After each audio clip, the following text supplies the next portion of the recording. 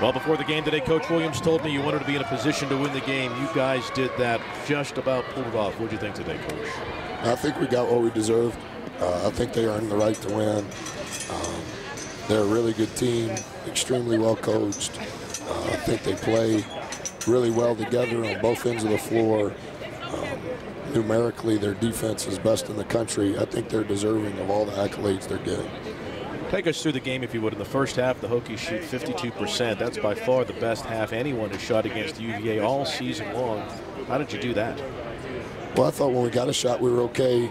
The thing that you should say in regards to UVA's defense is 33% of the time they forced a turnover. And so that's hard regardless of what you shoot from the field. If every third time you give them the ball, you probably should reward in words their defense. I thought their defense was outstanding. Opening of the second half, the Hokies go on a 16-0 run. This place was alive. The energy in this building was as great as it had ever been. That's old Mo there, huh? You guys are playing lights out basketball. Yeah, we're very thankful for the people that came to the game against Notre Dame. And today, we apologize for our effort. We apologize for the result. That says a lot about the people that are spending their time and effort and arranging their lives so that they can come support us. And we'll continue to try to work to get to a point where we can have some success. But we're thankful for the people that came the last two games. Second half, it almost, Mike and I were talking about the fact Virginia only had 2 baskets inside the three-point line. It was almost like you turned the tables on UVA. You weren't letting them get inside and get any good looks in close. Yeah, we did okay. We did okay. When they threw it inside, they typically scored in both halves, particularly in the first half. But yeah, we did okay at times, keeping the ball out of the paint. Part of that, though, is we fouled a lot.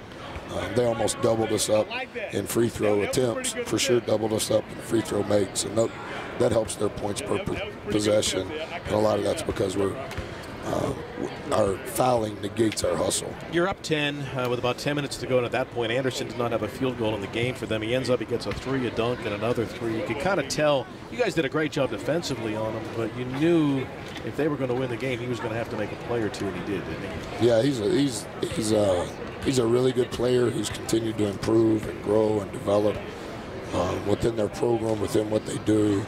Plays with great passion, plays with great energy. Obviously, you can tell by looking at him, he takes great care of his body. And yeah, I don't know that he's a guy that anybody necessarily can stop.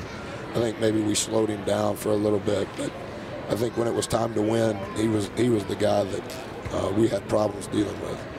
Well, when you look back on it, what are the takeaways from this one? My goodness, you guys played so hard and so well against the nation's #2 team. Well, that's just the price of admission. I think too much is made of how hard we play. When we don't play hard, we get beat by 30, the way that we did on Thursday. If you want to compete at the high major level, you have to play incredibly hard. But that's just the prerequisite. That does not ensure anything. You're supposed to be the first to the floor. You're supposed to be the first to take a charge. You're supposed to be able to make free throws, those sorts of things. And so that doesn't ensure winning. It only ensures that hopefully it's a game, and it was a game. And so when it's time to win, all of those things are just a prerequisite to what it is that you have to be able to do. So close, but we saw how good this team can be. The wins are going to start coming. We know it. Hang in there, Coach.